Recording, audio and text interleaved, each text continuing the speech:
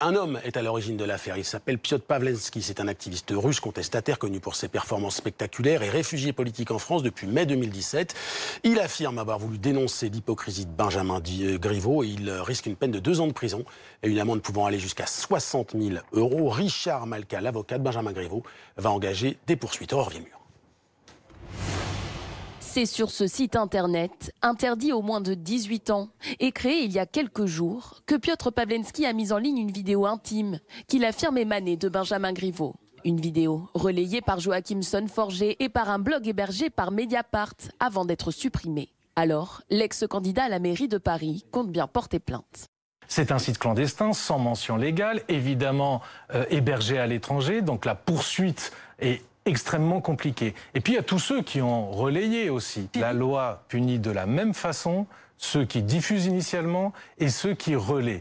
Et ils seront poursuivis pour la diffusion de cette vidéo. L'activiste de 35 ans, originaire de Russie, et exilé depuis 2017 en France, n'en est pas à son premier coup d'éclat.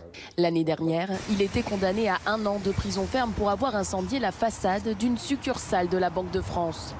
Il entendait dénoncer le pouvoir de la finance. Avec la récente mise en ligne de cette vidéo, Piotr Pawlenski souhaite mettre fin à ce qu'il appelle le puritanisme de complaisance.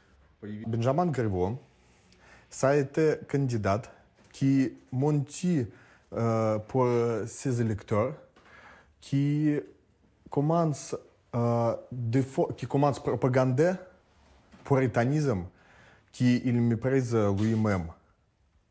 Mais Piotr Pawlenski s'inscrit aussi dans une lutte politique. Qui considère que le régime macronien s'assimile de plus en plus au régime poutinien et que les dérives en termes de violence et de répression vis-à-vis de la population sont inacceptables et qu'il était de son devoir, en tant qu'artiste, encore une fois, de devenir un opposant politique à ce régime par tous les moyens possibles. Un opposant politique prêt à diffuser des vidéos de façon illégale. Lorsqu'on a humilié quelqu'un, lorsqu'on a détruit l'image ou la réputation d'une personnalité, comme ça a été le cas ici, que la justice passe, c'est indispensable, c'est salutaire et elle passera ici incontestablement parce que avoir relayé ces vidéos ou les avoir dévoilées, ça c'est manifestement illégal. Piotr Pawlenski l'affirme, d'autres vidéos à caractère sexuel de fonctionnaires et de personnalités politiques seront bientôt publiées.